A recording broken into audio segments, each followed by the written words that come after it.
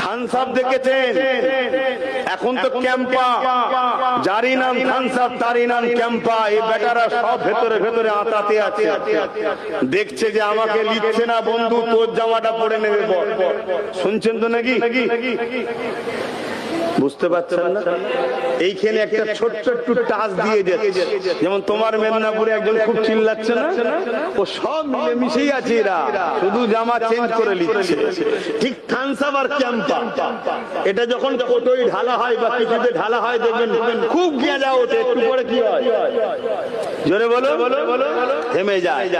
এই দুনিয়ার ক্ষমতা, দুনিয়ার বাদশাহী, দুনিয়ার ধন-দৌলত কিছুদিনের জন্য গেঁজার মতো ওঠে, তারপরে সব মিটে যায়।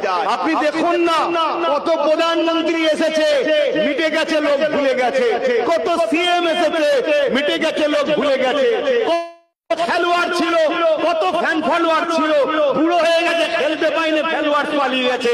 কত হিরো, নায়ক, নায়িকা দুর্বল হয়ে গেছে, ভালো শুটিং করতে পারছে না, তার ফ্যান ফলোয়ার পালিয়ে যাচ্ছে।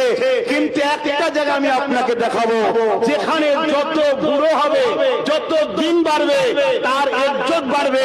সেই জায়গাটা হলো মুহাম্মদ রাসূলের গোলামীর জায়গা। জোরে বলুন সুবহানাল্লাহ। মুহাম্মদ রাসূলের গোলাম যত পুরাতন হয়, তত